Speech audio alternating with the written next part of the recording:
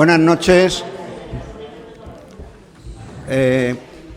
Muchas gracias por venir, acudir a la presentación de este libro. Bueno, son 2 libros y varios testimonios. Ante todo, disculpar, me ha puesto un mensaje Jorge Olcina de que está en un congreso en Segovia y que no podía asistir, pero que le hacía mucha ilusión venir. Como se está grabando por streaming y luego se cuelga también en la página web de la universidad, pues también agradecer a la gente que nos estará escuchando y viendo en su casa tranquilamente, que la verdad es que es una actividad que se agradece muchas veces. Entre serie y serie, pues se ve un poquito alguna actividad cultural. Y gracias a la gente que trabaja en la sede de la universidad, porque la verdad es que hacen un buen trabajo y se agradece. Bueno, yo soy Elías Alonso, pero no me he presentado, pero tampoco lo único que hago aquí es presentar a la mesa, luego me sentaré por ahí y me pondré también a escuchar la actividad. El libro es en la Plaza de los Lobos, que nos explicará Isabel Alonso, curiosamente mi hermana, más joven que yo, como se puede ver. Un año y 2 meses. Y ha hecho esta coordinación, ha coordinado la publicación de este libro por la Universidad de Granada. Luego Juan Antonio Ríos Carratalá, pues es conocido por todos nosotros, por sus publicaciones, profesor de la universidad. Y si quieres te comento un momento cuando tengo un grupo, yo soy profesor de instituto y en Almoradí dejé muchos amigos y amigas, y entonces tengo un grupo de alumnos todavía de cuando en el año 90 me fui de Almoradí. Y me pone una alumna que fue mía, dice: hombre, Juan Antonio Ríos, qué buen profesor es. Dice, me acuerdo mucho de él. Dice, se parece mucho a ti dando las clases, porque nos contabas cosas. Es curioso, ¿no? Los profesores cuentan cosas. Bueno, pero serían cosas buenas. Y Carmen Franco, pues, ¿qué voy a decir de Carmen? Fuimos amigos, bueno, conocidos en el COU del femenino y yo en el Miguel Hernández. Nos bajábamos al femenino porque veníamos del internado, yo estaba en el masculino y nos bajábamos al femenino. Lo he dicho al revés. Bueno, nos bajábamos al femenino, salíamos del internado, de los años internados duros del franquismo, bueno, como todo, y allí conocíamos a las chicas, que no sabíamos, era una cosa, un ente especial, ¿no? Ellas organizaban algún cineclub, me acuerdo, con alumnas de allí, era un poco más, el femenino, que luego se llamó Miguel Hernández, era un poco más activo que el masculino de arriba. Y luego estudiamos juntos el primer año de carrera en el CEU, y luego hemos seguido siendo amigos entrañables, tanto de ella como de su familia. Así que os dejo, no me voy a enrollar más, y nada, Isabel, cuando quieras, o José, como vosotros os organizáis.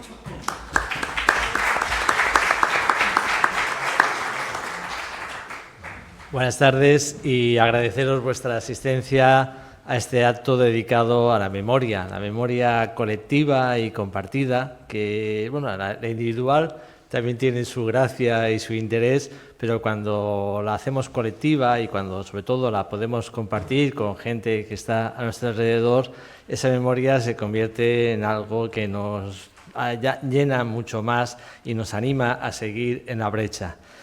Bueno, yo recuerdo hace una semana, estaba en casa, no viendo de serie en serie, como decía Elías, pero sí viendo un programa dedicado a la presentación de una serie documental que a partir del próximo mes va a emitir Televisión Española. Me estoy refiriendo a la conquista de la democracia. Me gusta el título porque la democracia fue conquistada, no fue otorgada ni mucho menos, y ya el título pues indica una orientación que me llamaba la atención y por eso estaba siguiendo la presentación. Y entre la gente que participó, que entrevistaron, se encontraba Natalia Junquera, que seguramente la conocéis por los artículos que sobre estos temas publica habitualmente en El País, y dijo hizo un comentario que me llamó la atención. Dijo, hace ya muchos años Victoria Prego hizo una serie sobre la transición. Dice, era la serie de los que estaban por arriba, digámoslo así, y ahora esta aparece con un carácter complementario porque es la serie de los que estaban por abajo. Bueno, la idea no está mal, pero yo creo que no, la imagen no es esa, no es la imagen adecuada, porque unos que están por la banda de arriba y otros que están por la banda de abajo van por caminos paralelos, y yo creo que no fue un camino paralelo ni muchísimo menos. Yo creo que lo que vivimos en aquella época, a mí también me tocó vivirla, aunque un poquito más joven, lo que vivimos era que los de abajo, no los de abajo, algunos grupos, porque hay que reconocer que no fue una cosa mayoritaria, sino que algunos grupos muy activos y con muchos bemoles, digámoslo así, empujaban a los de arriba, y les empujaban porque lo que en aquella época se intentaba hacer, ni más ni menos que era un maquillaje. Ya había habido un maquillaje del régimen a mediados de los años 60, y 10 años después se intentaba hacer un nuevo maquillaje del régimen. Y había gente que no se conformaba con ese maquillaje, que quería un cambio más profundo, que no se alcanzó, por lo menos en primera instancia, pero desde luego lo que se hizo fue algo más que un cambio de maquillaje, y por eso estamos aquí. Yo tengo una opinión bastante matizada con respecto a la transición. Comprendo que muchos jóvenes o gente que no vivió aquellos años se muestre escéptica con respecto a los logros alcanzados por entonces, pero los que vivimos aquellos años y lo vivimos en primera línea, pues evidentemente sabemos de la dificultad, y hoy vamos a hablar de la tremenda dificultad de empujar hacia los de arriba, a los de arriba, para que aquello fuera algo más que un mero maquillaje. Por lo tanto, se consiguió gracias a unos colectivos que no fueron, yo no me atrevo a decir, no soy sociólogo y tampoco tengo, digamos, un conocimiento tan exacto del tema, pero no me atrevo por vivencias personales a decir que fueran tremendamente mayoritarios. Yo creo que mucha gente esperó a ver cómo terminaba la historia, a ver los toros desde la barrera, y que fueron unos colectivos muy concretos, y dentro de esos colectivos unos sujetos también bastante concretos, los que empujaron, los que llevaron a cabo esa conquista de la democracia a la que antes hacemos referencia. Y por supuesto, dentro de ese colectivo, el estudiantil fue de los más destacados. Yo creo que la transición se hizo en muy diferentes momentos. Cuando hablamos de la cronología de la transición, habría que decir según en qué ambiente, porque la transición en los años 80 casi ni siquiera había comenzado en el ejército, pero en los años 70 en la universidad, por lo menos en buena parte del estudiantado y también en buena parte del profesorado, esa transición ya era una realidad. Era una época muy loca, en donde según donde te movieras ya se había producido la transición o todavía estabas en el pleno y absoluto franquismo. Por lo tanto, ese grupo, ese colectivo estudiantil, en las diferentes etapas, porque también en las enseñanzas medias hubo bastante actividad por aquel entonces, fue un grupo de vanguardia y un grupo que pagó caro. Y vamos a contar experiencias de hasta qué punto se pagó caro. Aquí estamos 3 que tenemos como timbre de gloria haber sido procesados por el top. Mis 2 compañeras, con todas sus consecuencias, a mí yo con un conato de procesamiento, porque afortunadamente llegó la amnistía y me libré.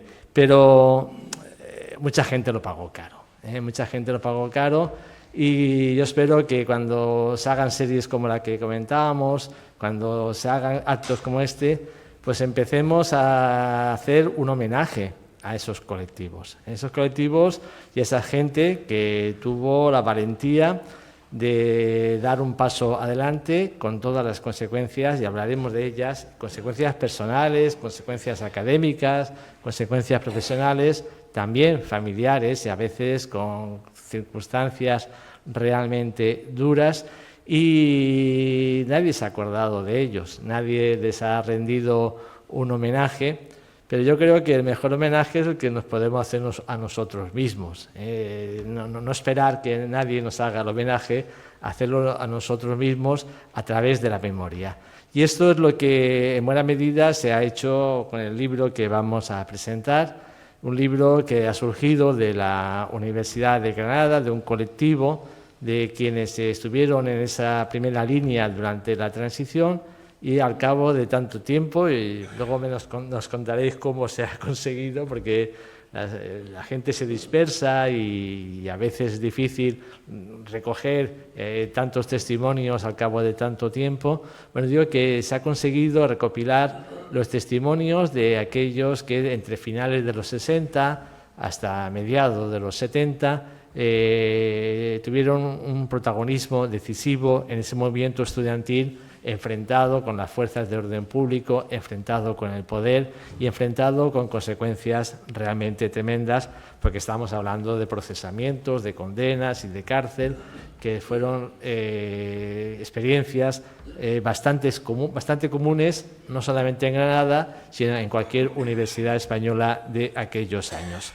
Y nos acompaña Isabel, nos acompaña Carmen. Isabel ya es reincidente porque hace ahora 5 años publicó una novela como un pulso donde contaba buena parte de sus experiencias en esta época, y Carmen pues está todavía investigando investigando sobre sí misma o sobre su propio colectivo o experiencias de lo que fueron aquella época, y creo que entre ambas pues nos pueden contar qué pasó en aquellos años. Yo creo que muchos de los que estamos aquí más o menos los conocemos, pero reverdecer esos recuerdos es una forma de hacerlos valer ante nuevas generaciones, hacerlos valer ante un panorama que por supuesto requiere todavía y ahora más que nunca requiere de la memoria para que esté presente en mucha gente. Bueno, pues voy a empezar. Interrogatorio. Yo dije que iba a hacer un interrogatorio, pero más suave que el que era habitual en aquella época, y todos sabíamos cómo eran los interrogatorios y quiénes lo hacían, porque estaban muy cerca, no eran desconocidos los que hacían los interrogatorios, ¿no? Pero vamos a hacer un interrogatorio más suave y vamos a empezar preguntando pues, cómo surgió esta iniciativa, que ha surgido en Granada, pero que yo creo que con parecidas características podría haber surgido en otras universidades, porque las circunstancias, pues poco más o menos, son similares. Pero el mérito está en Granada, el mérito está en vosotras, en haber conseguido acumular, recopilar esas experiencias, y cómo fue esa experiencia de sacar adelante un proyecto como el que ha derivado en el libro que comentamos ahora. Bueno, muchísimas gracias, Juan Antonio, muchísimas gracias, Carmen, y a toda la gente que habéis venido a interesaros por este libro. El interrogatorio empieza y yo voy a ir contestando. Este PowerPoint lo preparé el día que lo presentamos el libro en la Universidad de Granada, que estaba el rector, la que había sido rectora, decanos, etcétera, y entonces aprovecharé algunas de las diapositivas de aquel día según las preguntas que me vaya haciendo Juan Antonio. Y lo primero que hay que agradecer a la Universidad de Granada, ¿y por qué? Porque hace memoria democrática o memoria histórica, como decíamos antes, que con esto hay un debate sobre qué palabra utilizar. Yo utilizo las dos, memoria histórica democrática, pero bueno, no vamos a entrar en eso.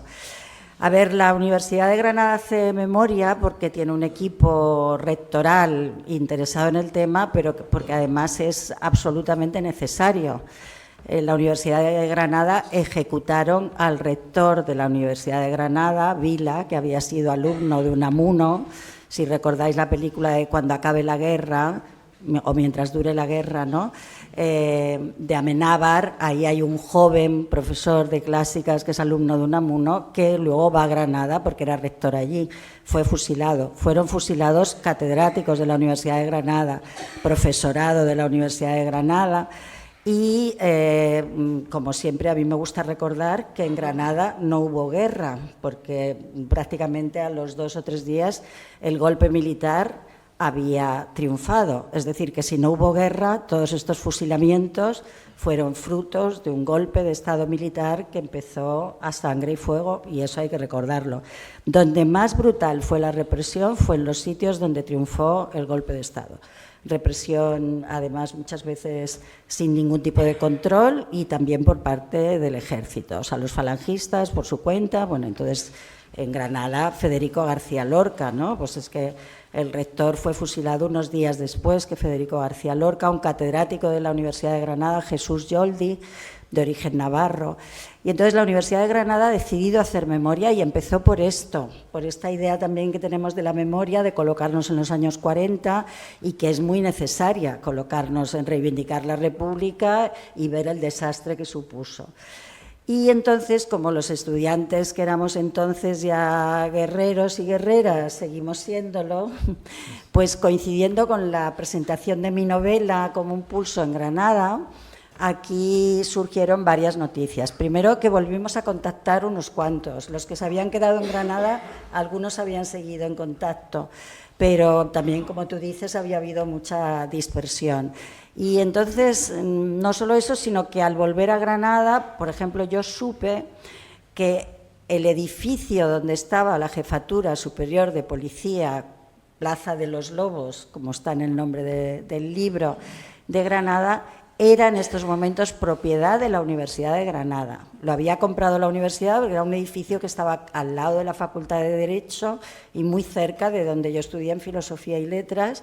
Entonces, estos contactos, este saber que la universidad había comprado el edificio y la política de memoria hizo que el día de la presentación del libro, una de las autoras, Carmen Morente, propusiera allí mismo que la Universidad de Granada también tenía que hacer un homenaje a los estudiantes del tardofranquismo, ¿no? A un ejercicio de reparación. A ver, siempre se dice, ¿no?, cuando se habla de memoria, de verdad, justicia, reparación, y como tú has dicho, ¿no?, pues hacernos homenajes o hacernos momentos de reparación, ¿no? Entonces ahí ya salió la idea de que había que hacer este homenaje y que había que poner una placa, que la tenía que poner la Universidad de Granada, que aquí tenéis, que como veis se ha puesto esta placa, y además el día que se puso, esto está Plaza de los Lobos, calle del Jardín Botánico, cuando vayáis a Granada no os lo perdáis, y Duquesa. La calle Duquesa es muy conocida porque allí estuvo Federico García Lorca, era donde estaba realmente la Jefatura Superior de Policía, y a la Plaza de los Lobos daba el parking de la policía y sobre todo además un cuartel no sé si se llama, de la Policía Nacional. Bueno, entonces se pidió que se pusiera una placa, que se ha conseguido, y como veis pone en este edificio durante los años de la dictadura franquista, en que fue sede de la Jefatura Provincial de Policía, decenas de estudiantes de la Universidad de Granada fueron objetos de represalia por luchar y defender las libertades democráticas. A ellas y ellos, nuestro agradecimiento y reconocimiento, Granada, junio de 2022. En el prólogo del libro, la rectora evalúa que unos 400 universitarios de la Universidad de Granada pasaron por esta jefatura. Es lo que tú dices respecto al volumen total de estudiantes, pues unos pocos represaliados, otros muchos que consiguieron, porque cumplirían mejor las normas de seguridad o porque tuvieron suerte no pasar, pero no está mal. 53.000 personas se vieron afectadas por el Tribunal de Orden Público entre el año 63 y 77. No era la inmensa mayoría de la población, pero eran 53.000 personas y aparte luego están sus familias y lo que sufrieron, etcétera. Entonces se consiguió poner esta placa. Ahí estamos el día de la colocación y al día siguiente se hizo una asamblea, se llamó Asamblea Estudiantes contra Franco por las Libertades Democráticas, los Derechos Humanos y la Dignidad. Aquí está hablando el vicerrector Pedro Mercado, que ahora es rector. Este día salió la idea de hacer el libro, se propuso el libro y la editorial de la Universidad de Granada, y esto es importante porque hay editoriales universitarias en otras universidades, o sea, que todo el mundo va diciendo ya desde aquel día otras universidades podrían hacer esto. Entonces, yo creo que ya he explicado lo del origen y no me quiero alargar más porque espero quizás no repetirme con otras preguntas que hayas pensado, pero el origen está en una política de memoria de la Universidad de Granada que hay que agradecer y esta serie de circunstancias de la compra del edificio, de los actos de reparación y una serie de ideas. Entonces, bueno, esto sí. Todo esto entra a WhatsApp. Se hizo un grupo de WhatsApp en el que llegamos a estar 70. Algunos avisaban de que fulanito o fulanita ya habían muerto. A estos 70, a través del grupo de WhatsApp, se les propuso si querían colaborar en el libro, que no es un libro de historia del movimiento estudiantil, sino es un libro de memorias, y de esos 70, 13... decidieron que querían colaborar. Ahora hay muchos que dicen, ¿por qué no lo hice? El otro día en la presentación en Almería, una compañera de Almería, Amalia Tesoro, dijo, ¿por qué no quise escribir en ese momento? Y entonces a lo mejor hay que hacer una segunda parte con los que se quedaron sin escribir porque no quisieron y ahora han visto que la verdad es que puede ser interesante rescatar estos recuerdos. Además, están muy bien escritos los textos, ¿eh? Es algo que llama la atención. Se nota que hay un fondo, que hay una preparación por parte de quienes lo han escrito y se agradece porque es una memoria que llega perfectamente al lector.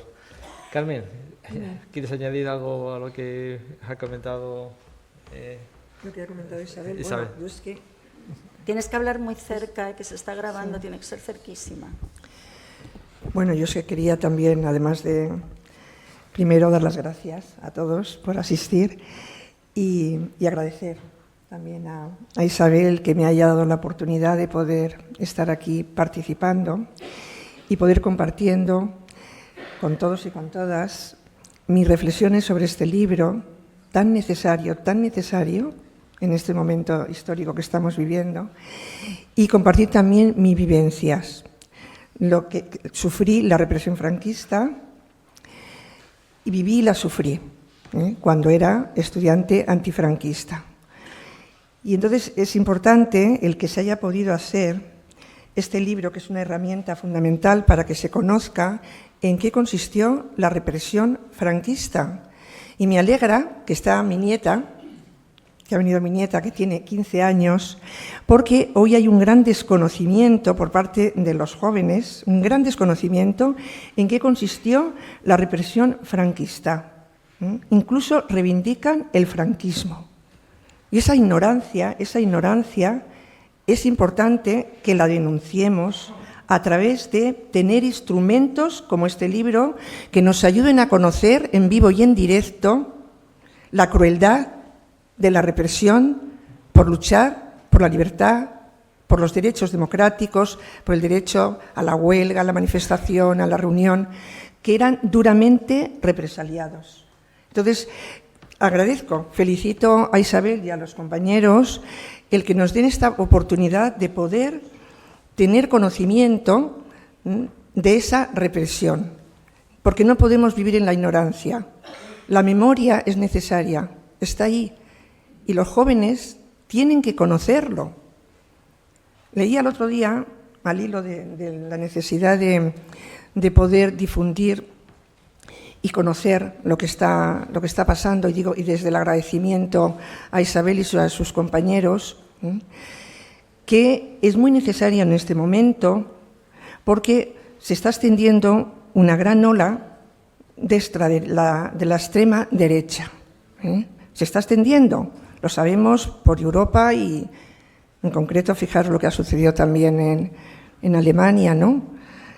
Que ha habido, pues, un dato importante que nos tiene que llevar también a la reflexión para que los jóvenes puedan conocer lo que significó esa represión de crueldad, de maldad, de maltrato físico, psicológico, que han salido un 40% en Alemania de jóvenes que entre los 26 años y los 44 años hayan votado a la extrema derecha, es muy preocupante. Entonces, este libro es una herramienta de conocimiento, es un libro de vida desde las vivencias de lo que padecieron, en lo que yo me he sentido muy identificada. Según a mí el libro me ha llegado al corazón y a la memoria, porque según lo iba leyendo, me iba identificando con lo que estaban pasando, lo que estaba yo pasando. Me recordaba, ¿no?, según iba leyéndolo, cómo nos detenían, nos apaleaban, nos llevaban a la comisaría, nos maltrataban físicamente y psicológicamente. Pasábamos por el ¿cómo se llama? El de la comisaría del calabozo. En el calabozo pasábamos por la cárcel y pasamos también por el Tribunal de Orden Público, ¿no? Y entonces me iba recordando y haciendo vivir, y me daba como más fuerza para transmitir a los jóvenes que tienen que tener conciencia de que aquí la libertad la conquistamos, como decía el compañero, ¿no? La democracia fue una lucha, y el que podamos tomar conciencia, y hago hincapié para que todos los jóvenes, sería de obligado cumplimiento el que se pudiera leer este libro. Por ese desconocimiento que os digo, porque estuve hoy escuchando también hace unos días a Javier del Pino en la radio, en el programa, ¿no?, que estaba hablando de lo que hay que hacer con respecto a los 50 años de conquista de democracia, que debemos de celebrar la democracia. Y dio un dato llamativo que nos tiene que ayudar a reflexionar, a ver qué hemos hecho mal y qué tendríamos que corregir, ¿no? Que en una encuesta que el periódico El País y la SER pidieron, en esa encuesta el resultado que venía era que el 26% de jóvenes entre 18 y 25 años elegían dictadura en contra de democracia. Un 26%. Dentro de los 26% había más, el 26% eran chicos y el 18% chicas, es decir, que en fin, parece que las chicas somos guerreras en ese sentido, pero que nos tiene que llamar la atención ese desconocimiento, es que no saben, son la ignorancia, la desinformación, los bulos en los que estamos, ¿no? O sea, en los que estamos día a día, y que nos tenemos que rebelar contra eso porque sufrimos mucho, con sangre, sudor y lágrimas, ¿no? Y que tenemos que seguir yendo hacia adelante, ¿no? Entonces, vuelvo a insistir, el libro que Isabel y sus compañeros, a través de sus vivencias, es una herramienta de memoria histórica y de verdad. Y los bulos y las mentiras se combaten con la verdad. Y este libro es esa herramienta de verdad, de poner sobre la mesa qué significa la represión, que por llevar panfletos te detenían, te pegaban palizas, te maltrataban, por panfletos. Hoy, claro, hoy no saben, muchos no saben esto, ¿no? Se creen que no sé, que se salen franquistas por debajo de las piedras últimamente. Y lo dicen tan alegremente como lo dijo, ya termino, pero es que me parecían como datos importantes a poder reflexionar, porque en dónde está este individuo, que apareció en noviembre, en España, en noviembre el día 26 de noviembre, el diputado de Vox, Manuel Mariscal, estando, diríamos, en el Congreso de los Diputados, hace apología del franquismo y se permite defenderlo, vamos, sin haberlo vivido y ni sin saber lo que significaba esa represión de crueldad. Y es que lo cito textualmente porque me parece asombroso, vamos. Dijo que gracias a las redes sociales los jóvenes están conociendo que la etapa posterior a la guerra civil, el franquismo, no fue una etapa oscura, como nos vende este gobierno, sino una etapa de reconstrucción, de progreso y de reconciliación para lograr la unidad nacional. Y esto es algo perverso porque la mentira es mayúscula. Este señor es un individuo ignorante, que desconoce cómo nos apaleaban, nos pegaban, nos maltrataban, ¿no? Lo desconoce. Entonces, es muy importante que los jóvenes tengan ese conocimiento, Bueno, estoy convencido de que el libro es un punto de partida, pero no un punto de llegada, en el sentido de que pueden surgir otros libros paralelos en diferentes universidades y, por supuesto, si de aquí, de esta misma reunión o de otras que puedan hacerse, hubiera una iniciativa paralela por parte de la universidad, no habría ningún problema para ampararla y publicar los resultados. Eso lo podéis dar por descontado. Es cuestión de ponerse a hacer otro grupo de WhatsApp, que eso es bastante fácil de hacer, y estoy convencido que con todos los instrumentos que tiene la universidad en favor de la memoria democrática, pues eso se puede conseguir perfectamente. Isabel, yo te quería preguntar por una cuestión que me ha llamado la atención. Los testimonios no coinciden todos en los mismos años. Hay algunos protagonistas que son un poquito mayores que otros. Hay gente que estará ahora en los 70 y muchos, 80, y otros que estarán todavía en la frontera entre los 60 y los 70, ¿no? Y la verdad es que te das cuenta de algo que a mí siempre me ha llamado mucho la atención, que en aquella época cambiaba todo tan rápido que una diferencia de 2 años entre una persona y otra a la hora de recordar es un abismo.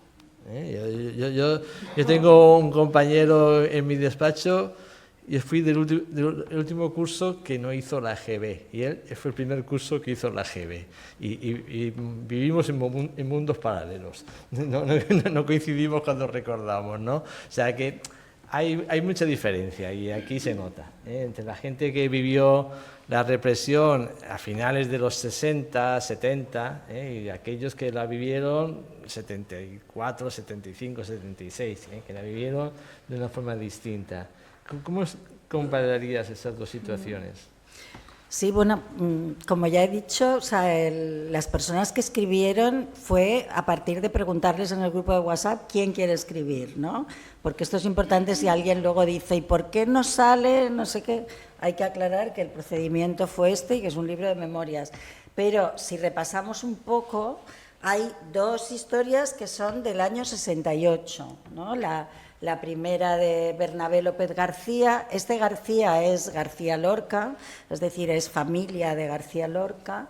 Y Bernabé, claro, lo que cuenta a raíz de en la Complutense de Madrid, que tiraron un crucifijo por la ventana. Entonces hubo una misa en Granada para hacer de desagravio, gracias, que no me salía ahora, y él simplemente, que como veis aquí, se había fundado el Sindicato Democrático de Estudiantes de la Universidad de Granada, un tema también interesante, pero que es del 68, cuando yo estuve ya se lo habían un poco cargado, el Sindicato Democrático de Estudiantes, o sea, porque en ese momento acababan de crearlo frente al SEU y todavía no se sabía si era legal o no, hacían reuniones bastante amplias. Claro, Bernabé lo que cuenta es esa Granada realmente dominada un poco por la Iglesia y que con una goma de borrar Milán, él marca la letra N y en otra goma la letra O para poner no, y eso es prueba de delito. Eso que tú decías de los panfletos, es que eso hay que Entonces, bueno, la historia que cuenta Bernabé, el registro en su casa, lo que se llevaron en el registro de su casa, está en el año 68. Bernabé esto es muy importante también porque yo creo que, bueno, es verdad, como decías antes, aquí hay mucha gente que más o menos esa época la vivimos en directo, pero hay que recordar que la universidad y las iglesias eran, de alguna manera, si el cura era progresista y si el rector no era muy fascista, lo que se llamaban zonas de libertad, o por lo menos el PC decía que había que aprovechar las zonas de libertad. Entonces, ¿por qué? Porque si el rector no daba permiso para entrar o el obispo no daba permiso para entrar en la iglesia, ahí se podían hacer reuniones más numerosas y se podían hacer conciertos de Raimón, el concierto de Raimón en Madrid en el año 63, en la Complutense, fue supermasivo. Entonces esto, tenemos que explicar también esa contradicción de acabar a veces con la policía a caballo cuando habíamos estado más o menos tranquilamente en un acto de 1000 personas y por ejemplo, en las iglesias, ahora en Barcelona, que os recomiendo que vengáis a una exposición que tenemos que se llama Generación Stop, que está en la Modelo, sobre la generación Tribunal de Orden Público, no os la perdáis. Y entonces ahí, por ejemplo, Comisiones Obreras de Cataluña se fundó en la iglesia de San Medir. ¿Por qué? Porque se entraba a la hora de misa, como entraba mucha gente, se podía pasar desapercibido y se salía a la salida de misa o se esperaban 2 misas para tener más tiempo. Y si el cura prestaba la iglesia para hacer la reunión, se podían hacer reuniones importantes, cosa que no se podían hacer en ningún otro sitio. Entonces, Bernabé, estas comisiones de actividades culturales, yo recuerdo conciertos en Granada de Enrique Morente. O sea, haber tenido la suerte, porque es verdad que nos reprimían mucho y lo pasamos muy mal, pero haber tenido la suerte de oír a Enrique Morente cantar en el Hospital Real de Granada para los estudiantes, allí bebiendo un poquito de fino y diciendo olé de vez en cuando, pues esto, bueno, eran cosas. Todo esto es Bernabé, que ha conservado incluso en lo que pagó su familia de multa, y una cosa muy importante que rescatamos con Bernabé es que uno de los castigos a los chicos era quitarles la prórroga del servicio militar. Entonces los estudiantes podían pedir prórrogas por estudios, hacer las milicias universitarias. Esto a mi exmarido le pasó, pero es que le pasó a muchísimos. Otro sistema de castigo que te partía la carrera por medio. Y, por ejemplo, Alfaya, pues también es del año 68. Del año 69 tenemos esta de Arturo González Arcas, y no sé si luego me vas a preguntar por este artículo, porque esto llama mucho la atención, porque es un compañero que primero escribió una historia sobre un registro en su casa en que la madre metió los panfletos en la sopera, que era una historia buenísima, pero después decidió escribir esto, que también está muy bien, pero es un poco demostrar que no estaba la comisaría en la Plaza de los Lobos, porque él luego ha sido concejal del Ayuntamiento de Granada y su idea es que la brigada político-social, que eran los malos, malos, malos, y yo siempre a mis alumnos les decía, si oís hablar de Gestapo o de la obra, cuando les enseñábamos lo que era el fascismo, digo, pues la brigada político-social era la Gestapo, era la policía política, porque es que si no, parece que suena menos grave, pero era la policía política, ¿no?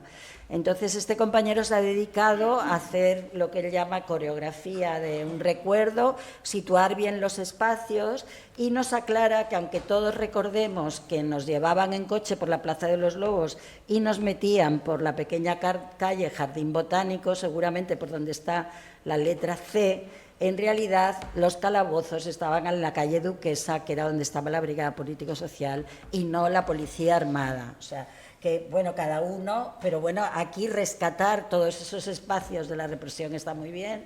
Luego después viene datado de los años 70, los estados de excepción. Claro, cuando decimos el primer estado de excepción, el segundo estado de excepción, y claro, aquí vemos lo que era vivir un estado de excepción, que era la huida, la vida clandestina, saber que habían detenido a otros compañeros, que los estaban torturando, que podían haber cantado, también la solidaridad.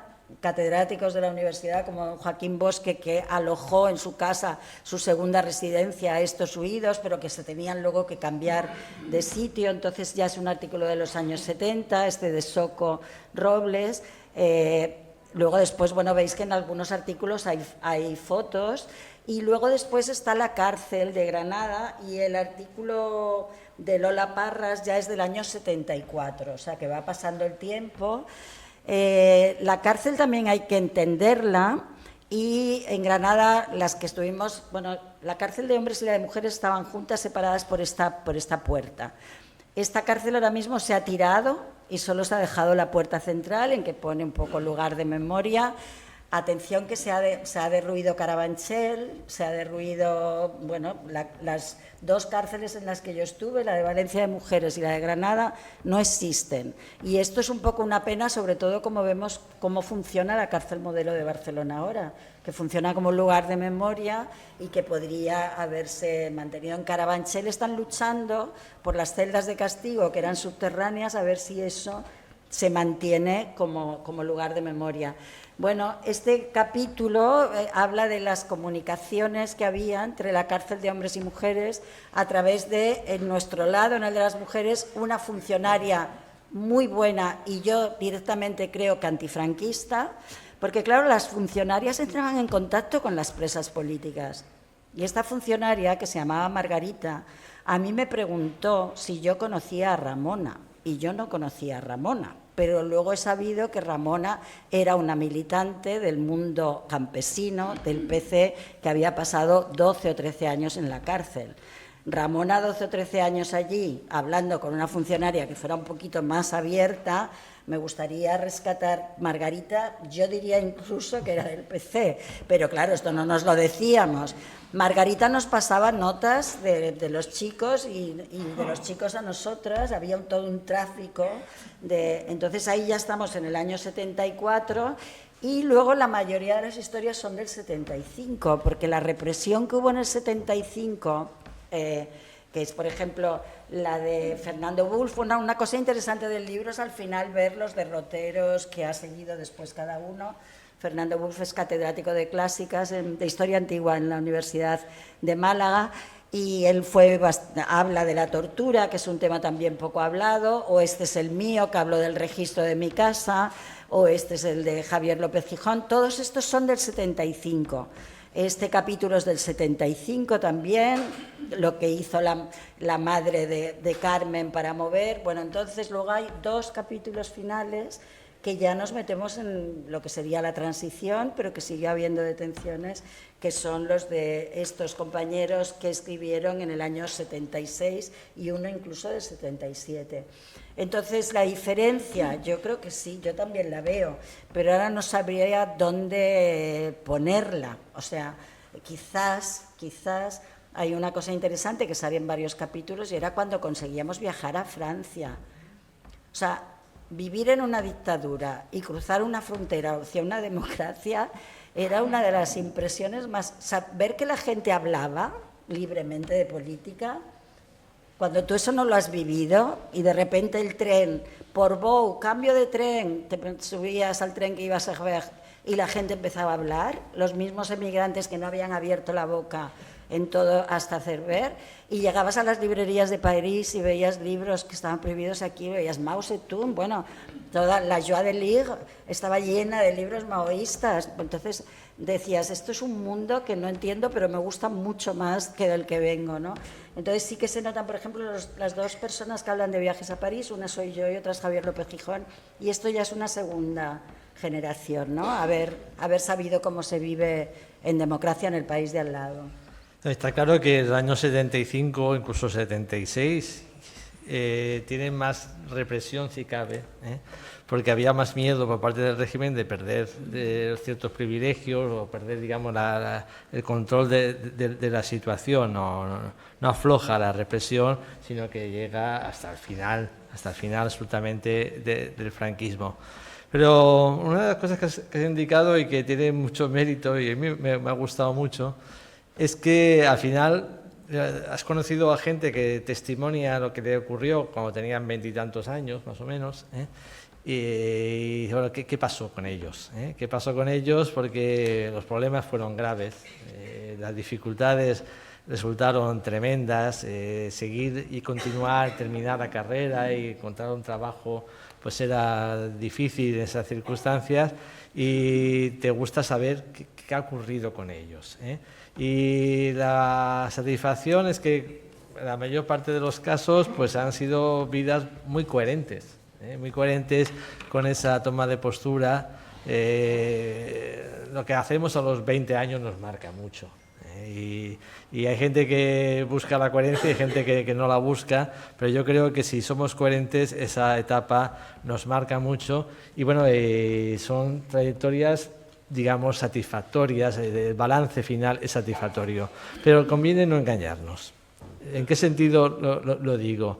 Mucha gente se torció en aquella época por aquellas circunstancias y esa la hemos perdido. Hay mucha gente que la hemos perdido porque no tuvo la capacidad de rehacer su vida cuando las cosas venían mal dadas, Y también hay que recordar a esa gente que no pudo rehacerla, y gente que se perdió, que podía haber tenido una carrera docente, una carrera académica interesante, ¿no?, una carrera profesional, pero que por aquellas circunstancias la verdad es que lo perdieron, ¿no? Y esa gente no suele escribir. Los que escribimos son los que hemos terminado bien, digamos así. Los que terminaron mal, por desgracia, no suelen escribir, pero hay que recordar que también forman parte de la realidad. Y otra cosa que a lo mejor Carmen me ayuda en ese sentido, que a mí me ha llamado la atención, es que yo leía lo que pasaba en Granada y recordaba lo que pasaba en Alicante. Yo entré hace 50 años en la universidad, en el otoño del 75, ¿no?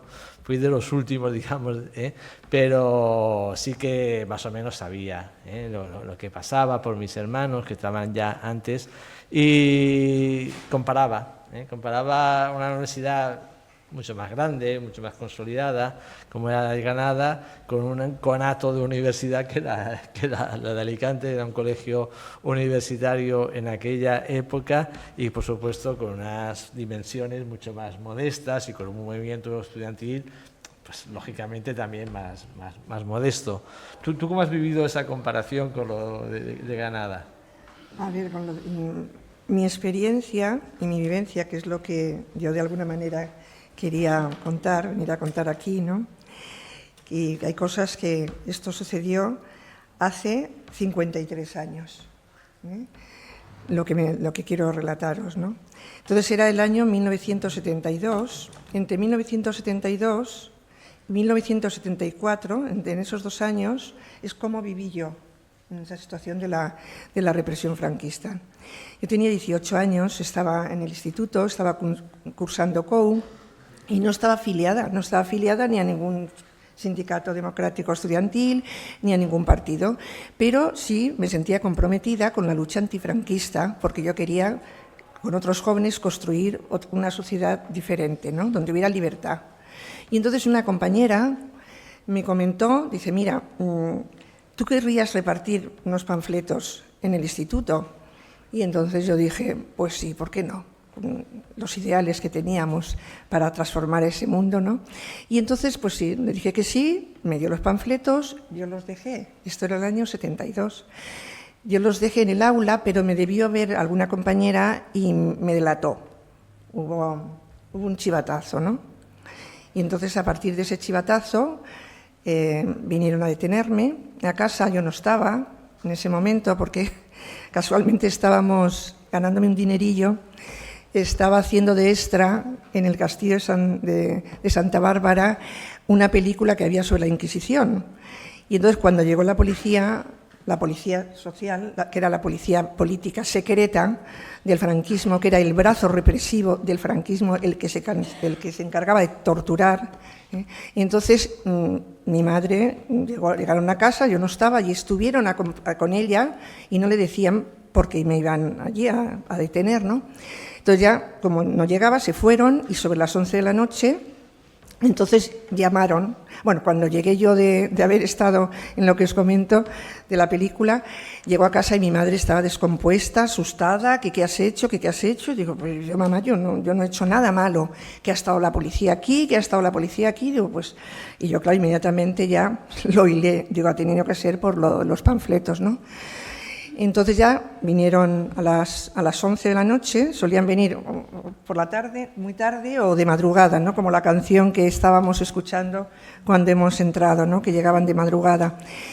Y vinieron 2 policías de la social, 2 sociales, me llevaron a comisaría, fui interrogada por el comisario Robledo, no tuve maltrato físico, pero sí psicológico, me humilló, me hablaba de manera violenta, me insultaba, me decía puta roja y me iba enseñando fotografías de compañeros y compañeras para que yo delatara. Pero claro, yo es que no conocía a nadie porque yo no pertenecía a ninguna asociación ni a ningún partido.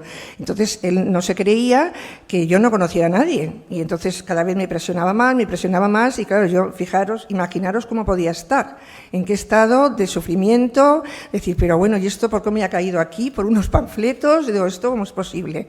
¿No? Y entonces ya, bueno, pues como vio que no le decía nada porque no lo sabía, entonces ya me mandó al calabozo.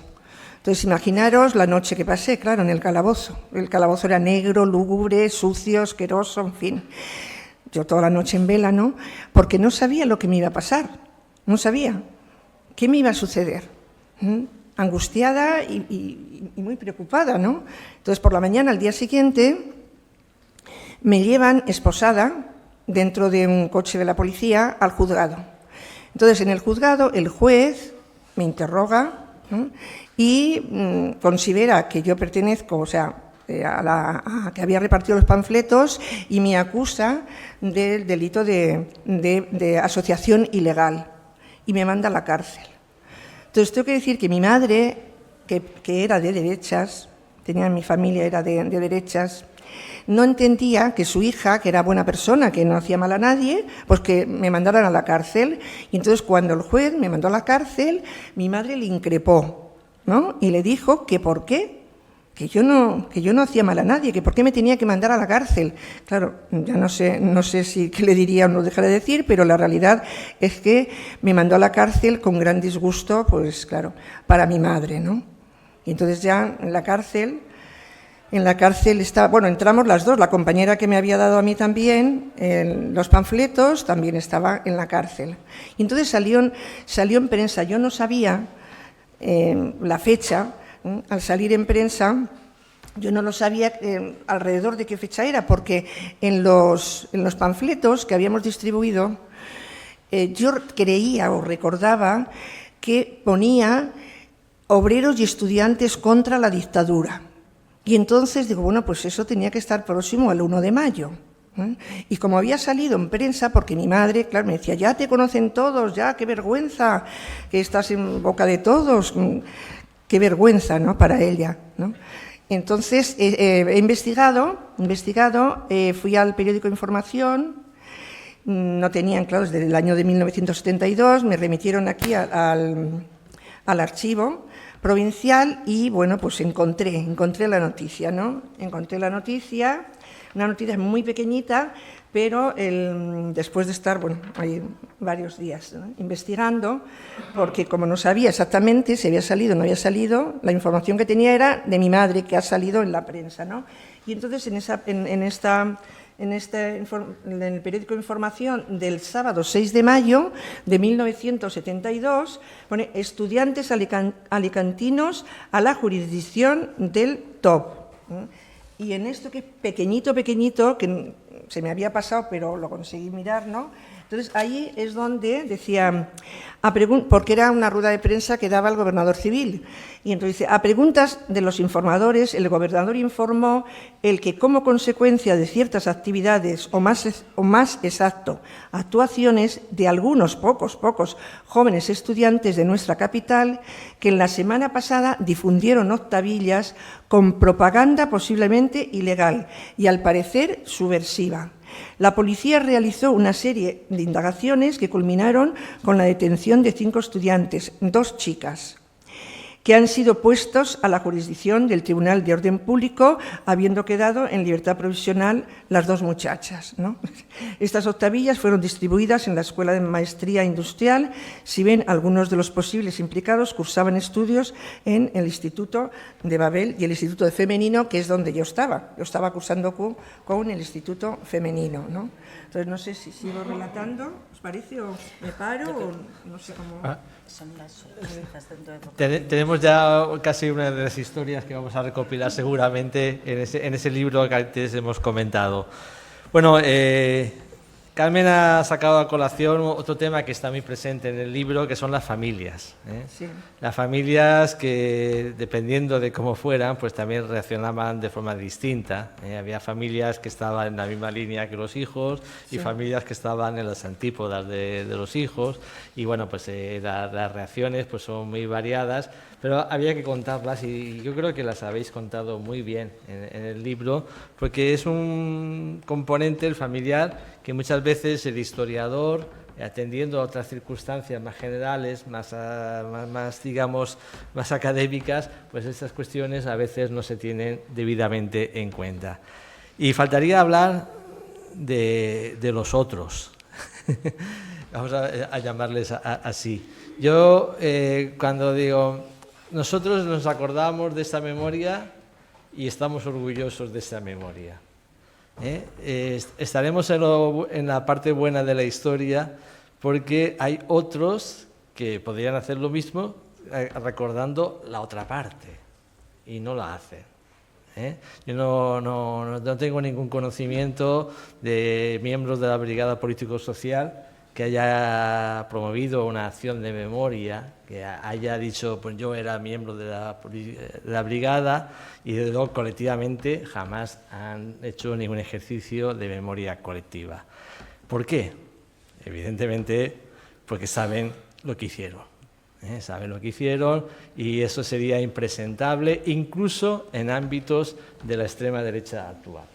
Por lo tanto, la extrema derecha actual procura de esos temas callar, de dejarlos en la penumbra y recordar otros episodios, otros momentos del franquismo. Esto que tú has citado, evidentemente, hay gente que le puede sonar más o menos normal, entre comillas, porque piensa en otro franquismo. Y en esta faceta del franquismo, evidentemente, nunca se piensa porque ya procuran los protagonistas callar.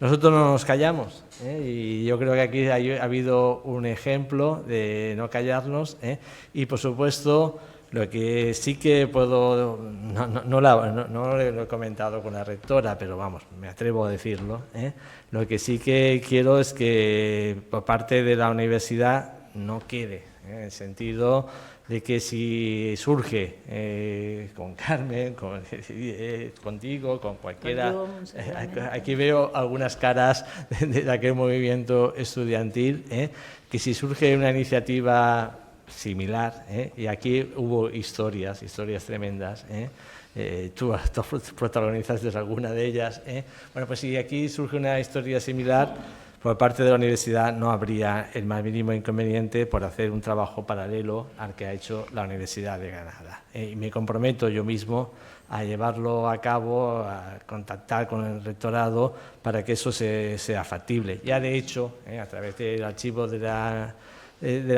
la transición y a través de otros recursos, estamos trabajando, apoyando a las comisiones de memoria que se han constituido aquí en Alicante.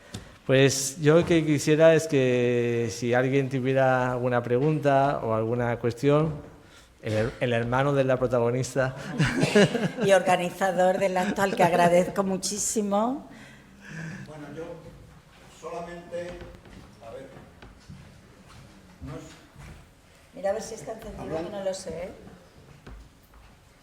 Hablando de lo que estáis hablando, del libro y de los estudiantes alicantinos, me vino a la memoria esta tarde, un documental que hicimos sobre los 50 años del CEU, por el Archivo de la Democracia, que también participa en esta reunión, y entonces Os voy a poner una serie de entrevistas. ¿Se puede hacer más grande ahí? Sí, pero primero le doy al play o No, lo sí, hago está ahí, es ahí. No, pero Espera. yo sé que está ahí, pero digo si lo doy al Vale. play. Bueno, ahora como somos hermanos, pues está esta relación.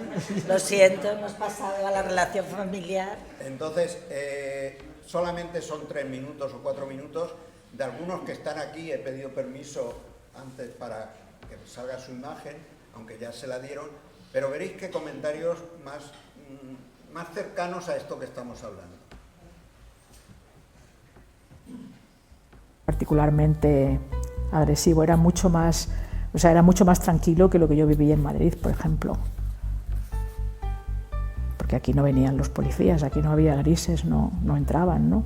El ambiente del CEU en aquellos tiempos no tenía demasiado que ver con aquel otro, ¿no? Con las cargas de la policía y todas estas cosas, ¿no? Insisto que ya con un poco de ingenuidad yo decía, bueno, pero ¿dónde diablos están los policías, los grises a caballo y todas estas cosas, ¿no? Nosotros cuando llegamos a Derecho, que veníamos ya con un poco de esa conciencia política que habíamos iniciado en COU, constituimos algo que ya estaba funcionando en Valencia, que se llamaba los comités de curso, ¿eh? Entonces era como para vincular a todas las facultades en orden a perseguir una libertad de expresión política, por lo menos dentro del ámbito universitario. Empezamos a reunirnos y el asunto es que un buen día llega la policía al campus y se llegan la gente, ¿no? Y a mí, en nuestro conserje, que era Luis, que era un ex guardia civil, me dijo, nena, vete. En total, que me voy a casa, era hora de comer, toda la familia sentada y les estoy contando. Pues fijaros, había esta mañana en la universidad, es una cosa increíble, ha ido la policía y ha empezado a llevarse gente y tal. Y de repente, pum, suena el timbre y salimos a abrir y dice, es la policía. A raíz de este asunto, pues me citó Mariano Aguilar, el director. Mariano Aguilar le dijo a mi padre que yo era comunista y que, bueno, pues que había que tomar medidas y que no podía aceptar estos comportamientos en el CEU y tal, y que bueno, pues que quedaba expulsada, ¿no? En mi caso salió publicado una disposición, edito con una serie de nombres, que se nos prohibía seguir cursando estudios universitarios de por vida en cualquier universidad de España. O sea que sí que tuvo un impacto tremendo y en mi familia sobre todo, y además me retiraron el pasaporte y lo volví a recuperar muchísimo más tarde. Bueno, entraron en la casa y registraron y se llevaron como prueba la Declaración de los Derechos Humanos, que teníamos un montón de la UNESCO. En una de las ocasiones en las que me suben a los interrogatorios me veo a un señor mayor, porque era un señor muy mayor. Y en uno de los momentos del interrogatorio, de repente viene el tipo y me suelta un par de puñetazos en el estómago. Nos detuvieron a unos cuantos por una redada que habíamos constituido en lo que se llamaba comités de curso y tal, y precisamente el fiscal que nos atendió cuando era todavía el Tribunal de Orden Público, pues fue Cabedo, mi profesor de Derecho Natural, creo que nos daba, ¿no? Bueno, la verdad es que era un sistema represivo todavía muy fuerte, ¿eh? O sea que de hecho ahora un poco lo hablamos así en plan banal, pero fue una cuestión importante. Yo he pensado muchas veces en la leyenda, no sé si era urbana, de que en las clases había policía secreta infiltrada. Sí. Incluso se había revelado que nosotros en la clase estudiaba con nosotros un policía.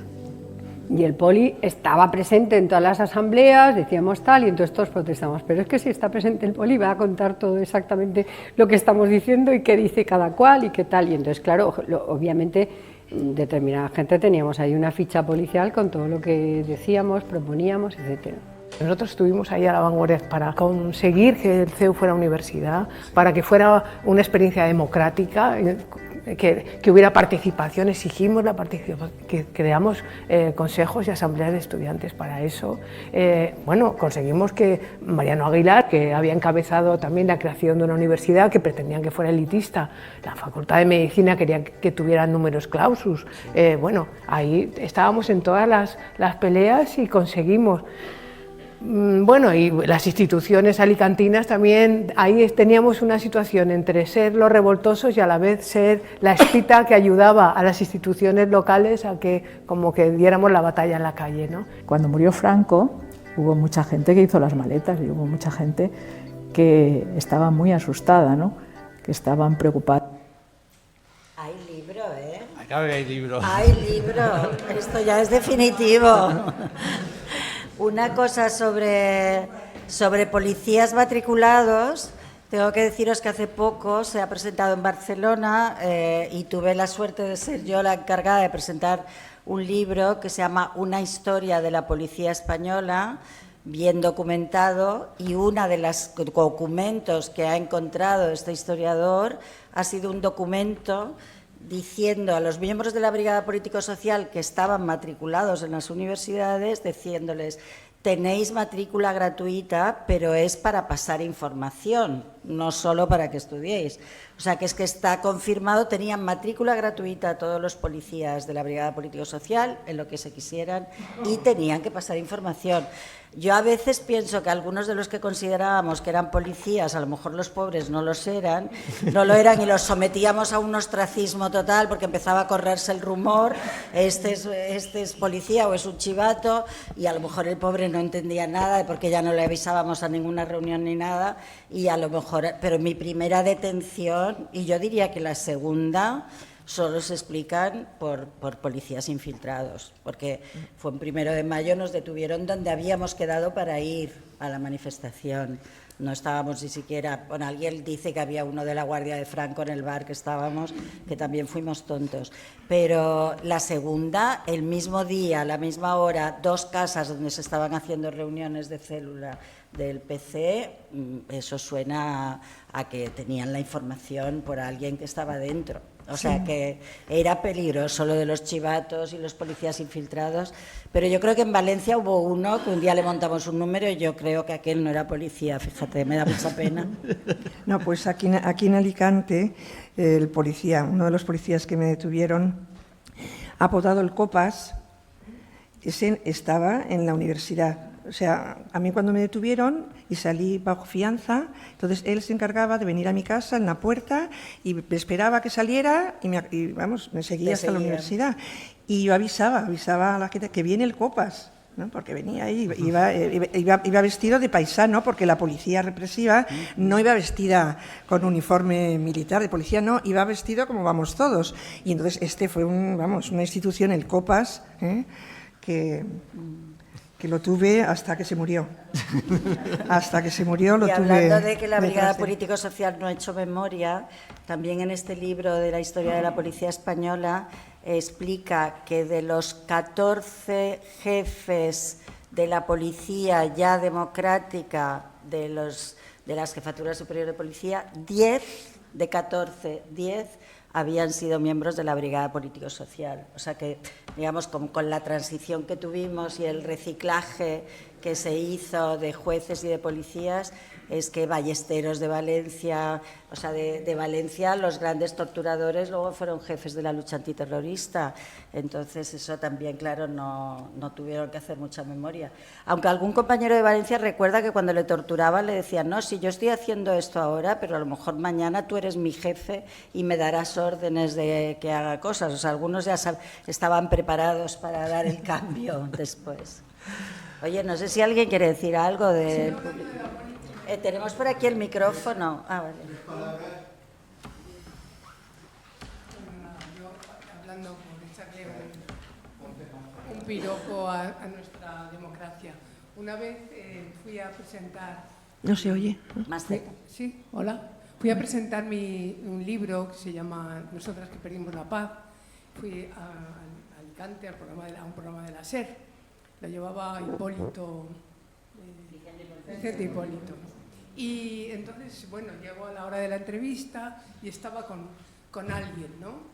Como que estaban terminando un espacio, yo me siento, el tipo me suena y termina de entrevistar, de decir lo que tenía que decir, que era los sucesos que había habido en la ciudad, ¿no? Cómo estaba la seguridad en Alicante y tal.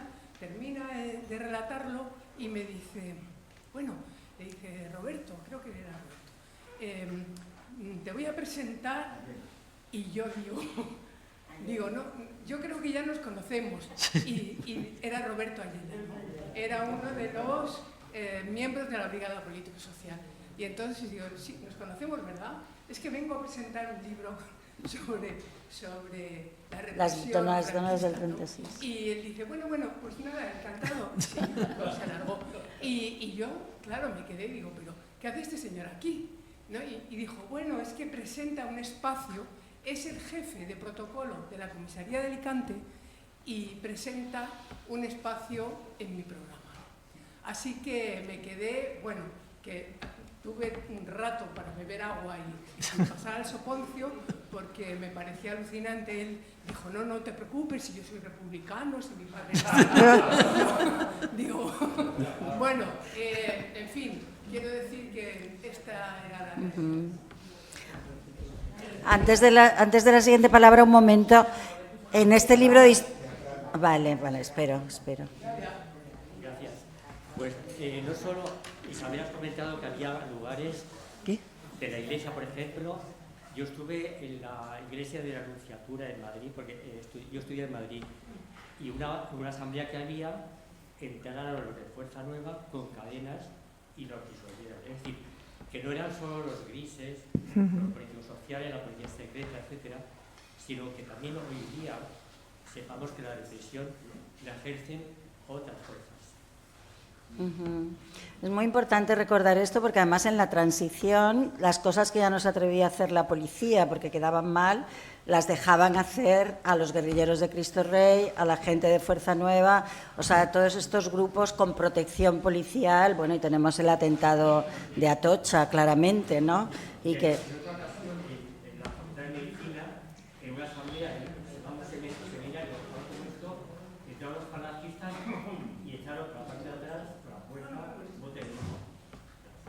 Sí. Hola, buenas tardes. Muy cerca, por favor. Buenas tardes y gracias por esta presentación que me ha interesado mucho. No se oye bien. Muy cerca. No se oye. No, te lo tienes que poner así casi, comértelo. A ver. Ahora.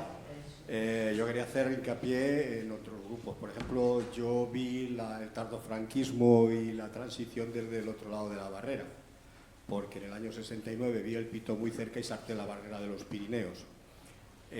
Allí encontré con mucha gente, estuve estudiando en Toulouse y allí encontré con mucha gente que había hecho lo mismo que yo. Yo tuve mucha suerte, no llegaron a detenerme, pero otros compañeros incluso, tengo un compañero con el cual tengo muy buena amistad que sigue allí en Toulouse y le cruzó ETA los Pirineos. Pero a mí no me habían quitado el pasaporte y crucé por la frontera de Irún. Bueno, allí había mucha gente que estuvo también luchando desde la barrera y desde aquella barrera, claro, con movimientos culturales, haciendo, por ejemplo, acciones de teatro, enseñando a la gente lo que era España. Yo, por ejemplo, cuando el proceso 1001, 2000 o 2001, no me acuerdo. 2001, pues 1001. Estuve intentando recabar firma entre mis compañeros donde yo estaba haciendo la tesis en el laboratorio y uno me dijo, bueno, pero este Camacho no será un terrorista, ¿verdad? Digo, hombre, si Georges Seguí es un terrorista, Camacho también. Georges Seguí era el secretario general de la Confederación General de Trabajadores Francesa, un sindicato de clase francés. Bueno, al final todos firmaron, pero eso demuestra un poco también que allí había que hacer también un poco de presión. Luego, eso sí, las manifestaciones, cuando los fusilamientos, los propios grupos franceses nos dijeron no os acercáis a la manifestación. Y de lejos vi cómo saltaban coches por los aires, porque el consulado español estaba metido en un callejón, como aquel que dice, y la policía francesa había puesto barricadas. Y allí los franceses, un poco empujados también por nosotros, a cóctel molotov perdido. Bueno, era una forma también de reivindicar la lucha. Pero antes de eso, antes de saltar la barrera, también quiero reivindicar la lucha estudiantil en los institutos. Creo que ha mencionado algo. En nuestro instituto en Madrid, porque yo estaba estudiando en Madrid, en el San Isidro, y en otros institutos de Madrid hubo varias detenciones de estudiantes de 15, 16 años. Lo que es en el San Isidro, 4 de ellos fueron detenidos en el mismo instituto, otros ya fueron detenidos en sus casas y fueron llevados a Carabanchel. Yo tuve suerte, yo he tenido mucha suerte, me he escapado varias veces así de milagro. En aquel momento, porque había tenido un accidente de metro yendo precisamente a una reunión de la Unión Democrática de Estudiantes de Enseñanza Media, y había estado 3 meses en casa sin poder salir, entonces probablemente no me tenían muy localizado. Ya en la universidad me escapé de Cercedilla al siguiente pueblo, a campo a través, porque en una asamblea de químicas la policía detuvo a 400 personas haciendo una especie de bolsa, se quedó luego con 40, realmente detuvo a todo el conjunto por medio, y yo me pude escapar por un túnel con otro compañero. Eso fue por lo que me hizo ver también los pitones del Toro muy cerca y saltar a la barrera aquella de los Pirineos. Aparte de que, como alguien ha comentado, en las facultades de Madrid, de la Complutense, no es que estuviesen los grises en la puerta, yo tenía que entrar a la facultad enseñando mi carnet de estudiante, y muchas veces iba embarazado y con ciertas cosas aquí, por lo que llevaba en el embarazo. Pero es que además la Brigada Política Social tenía comisarías en las facultades. Y allí había un grupo de policía, Brigada Político-Social, conocida, lo sabíamos, aparte de los que hubiese infiltrados y escondidos, había un grupo que estaba paseándose por allí. Me acuerdo que al jefe de aquello le llamaban el Padrecito, porque iba saludando a todos los rojos que conocía por su nombre y apellidos. ¿Cómo estás, fulanito de tal? ¿Qué tal? ¿Cómo vas? Y yo además ahí, no sé si tuve suerte, yo creo que sí, porque uno de aquellos miembros de la Brigada Político-Social que estaba en las comisarías era el hijo del panadero de mi barrio, que había ido al colegio conmigo, era 2 años mayor que yo, pero su hermano sí que había estado en mi clase, por lo cual me conocía. Y realmente este hombre avisó a su padre que me iban a detener. Y su padre pues lo dijo a mi familia porque nos conocíamos. Yo compraba los croissants cuando iba al colegio allí en aquella panadería. Y quiero reivindicar también, como os he dicho, el trabajo que hicimos los que estábamos fuera, al otro lado de la barrera de los Pirineos, pero también el de los estudiantes de enseñanza media, que hicimos, peleamos y luchamos desde nuestra temprana edad. Ya digo, los que detuvieron tenían 15 y 16 años. Uno de ellos se llamaba Marcel Camacho, por cierto, no sé si os suena. El hijo de Marcelino, ¿no? Precisamente la última historia del libro empieza en la vendimia francesa, Los hijos de Salustiano, en septiembre del 75. Y esta historia, él cuenta cómo se vivió en el pueblo donde estaban vendimiando los últimos fusilamientos. Entonces es muy interesante también la emigración, el papel que cumplió la emigración, no solo el exilio, sino la emigración económica a otros países democráticos, la concienciación y lo que luego supuso cuando vinieron aquí. A mí esta última, bueno, todas las historias me encantan, pero esta última, como es posterior ya de lo que decíamos antes, es muy interesante ver, estos iban cada verano a trabajar a la Alemania, o sea, eran hijos de familias que no les podían pagar la universidad todo el año, y es muy interesante esto que dices. Y bueno, os puedo adelantar que hay unas jornadas transfronterizas que se hacen anualmente en septiembre, el último fin de semana de septiembre o el 1 de octubre, que este año van a ser en Pau, en Francia, donde era profesor Tuñón de Lara y hacía los encuentros cada año de historiadores. Y una de las cosas que se va a tratar es lo que tú estás diciendo, que es la solidaridad que se estableció entre el sindicalismo francés, entre el sur de Francia y los antifranquistas españoles. Así que es un tema también en el que hay mucho que trabajar, ¿no? Bueno, yo creo que si Granada lo ha conseguido, Alicante también. Así, por lo tanto, el segundo será de Alicante. El año que viene, por esta fecha más o menos, estaremos presentando un libro y os aseguro que seremos pesados pidiendo colaboraciones. Una última palabra por ahí, me hace. Bueno, yo quería ser muy breve. Yo hice la carrera en Granada, soy del curso de Carmen Morente Y me ha hecho mucha ilusión verla porque la he reconocido con los pelos rizados. Y tengo que decir que vosotros contáis que teníais a policía secreta, pero nosotros teníamos en clase 2 grises porque estaba Carmen. Es decir, que, bueno, me ha encantado ver la imagen, tengo que decirlo, Isabel, porque supongo que la del pelo blanco de la derecha es ella ahora, no sé qué habrá Es sido ella eso. ahora y su madre leyendo la carta. Esta historia es muy emocionante, Muy emocionante. porque la madre de Carmen, que venía, tanto el padre como la madre venían de familias republicanas, y entonces Carmen cuenta, cuando llegó la policía, la llevaron a registrar la casa, ya estaba detenida, y la madre se dedicó desde Madre Coraje totalmente a entrevistarse con el rector, a escribir cartas, y tenía la madre guardada el borrador de la carta, que tiene todavía alguna falta de ortografía que le corrigen, y el borrador de la carta que escribió al jefe del Hospital de San Juan de Dios de Granada, porque Carmen pasó por allí. Tengo que decirte que ese pelo de Carmen, me dijo ella, que había sido yo la que le había dicho que hacía, que le dije, es que hay una líder en Estados Unidos que se llama Angela Davis y tú tienes que dejar de hacerte un moño. Y entonces ella se acordaba de eso, que yo no me acordaba, pero Carmen Morente entonces se puso el pelo a lo Angela Davis, que fue también una cosa que hicimos las de pelo rizado en aquella época. Pues ya se lo diré a Carmen, Pero ¿vale? Ahora todavía- estoy muy en contacto con ella. Sí, pues me ha hecho mucha ilusión, la verdad, porque luego nosotros en el curso 75-76 estuvimos cerrados porque cerraron Valladolid y nosotros nos subimos al carro de eso.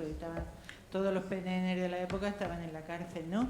Pero yo creo que el momento peor que yo viví en Granada en aquella época fue una vez que hubo una representación en uno de los cruceros del Hospital Real de Dagón Dagón, que vino a representar No hablaré más en clase, y nos estuvieron cerrados toda la noche porque nos rodeó la policía. Bueno, aquello fue, si tú estabas en Granada lo recordarás quizá. No, porque yo acabé eso debió de ser después del 75. Yo era 2 cursos por delante de Carmen. Bueno. Yo acabé en junio del 75. Sí, nosotras terminamos en el 78 y eso debió Exacto. ser en el 76, 77.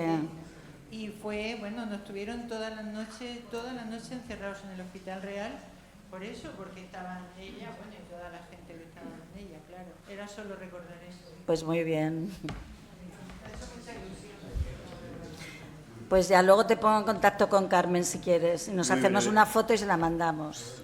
Muy brevemente, quería, Isabel, felicitarte por el libro y destacar una cosa que me parece importante, y es que las historias que a mí me han emocionado y que me parecen más auténticas y más dignas de difundirse son las que escribís las mujeres que aportáis vuestra propia experiencia.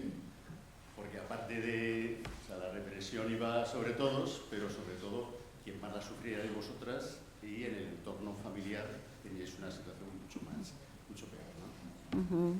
Gracias. Esto es curioso, pero los capítulos escritos por mujeres inciden mucho en el dolor de las familias, en lo que significaba esto para las familias. Y en los capítulos escritos por hombres sí que hay, Javier López Gijón también cita a su madre, por ejemplo, y una historia de meterse un libro de Mao como en las bragas para que no pillara la policía o algo así. Pero sí que es verdad que los capítulos que escriben, porque yo en este como cito algo de la familia, pero como usted lo había contado mucho en el libro, me dedico a hacer una cosa bien en el otro, en el Común Pulso, del tema del registro. Pero es verdad que mucha gente remarca esta característica de los capítulos escritos por nosotras, por las mujeres. Sí. Doy las gracias por la presentación, por escribir el libro, porque la memoria no se olvide, y entonces tampoco se me olvida, Isabel, aquel curso que hicimos en Granada sobre la mujer. Me acuerdo del punto de vista histórico, marxista y feminista. Quiero decir que hicimos que la lucha, es verdad que mucha gente cayó. Yo era de Juventudes, era más quiero decir, nunca me detuvieron, pero que fue, quería decirlo porque todavía hay mucho trabajo por hacer y que todo el mundo que luchó contra la dictadura, gran parte de ellos seguimos luchando y además no nos detuvieron. Lo digo por los jóvenes, que no vayáis a creer que cuando se hace algo enseguida te van a detener. No, tenemos que seguir luchando y además, que a ver, me acuerdo que lo hacíamos en bares, para que nadie se mosqueara. Y entonces, aparte de las iglesias, nos rompíamos la cabeza dónde podíamos hacer un seminario y que nadie se enterara que lo estábamos haciendo. Y no os podéis imaginar la cantidad de ingenios que se nos ocurrían. Yo me acuerdo en el instituto haciendo obras de Bertolt Brecht y la gente no sabía ni quién era Bertolt Brecht, y bueno, y ahí, y como la policía no estaba en el instituto, por lo menos en Granada. Entonces, nada, hablando de la memoria, me he acordado de nuestro seminario, Isabel, aquel de la Y la policía en mis interrogatorios me pregunta por el tulipán negro, o sea, me pregunta también por bares donde nos reuníamos. Y luego hablábamos de aquello, este bar ya está quemado, entonces había que ir a buscar otro, los que tenían altillo. Sí, gracias, bueno, Ana. Pues sí, vamos a tener que continuar y además ahora y escribir mucho. Ay, perdón. Hay un compañero aquí que es antropólogo ahora muy reconocido, José Antonio González Alcantuz, que empieza hablando de la poca literatura memorialista que hay en España en comparación con Italia, que él conoce bien. Entonces aquí tenemos un problema que parece que nos da vergüenza escribir sobre nosotros mismos. Yo ya he roto esa vergüenza, como sabéis, pero precisamente cita que hay muchísima literatura en primera persona en Italia sobre el antifascismo, y que en España eso falta, que hay poco. Y entonces, desde aquí también, aparte del libro de la Universidad de Alicante, que veo que ya está asegurado, y yo también estaba segura, porque esta editorial de la Universidad de Alicante es una editorial muy amiga también, como sabemos por otras publicaciones, pero hay que ponerse a escribir, que todavía podemos escribir bastante, ¿no? O sea, que ahora hay que ponerse a escribir y publicar, o autopublicar, o lo que sea, pero tenemos que dejar todo esto contado. Bueno, pues muchas gracias por vuestra asistencia y quedamos comprometidos a que dentro de un año, poco más o menos, hagamos otro acto para presentar nuestro libro.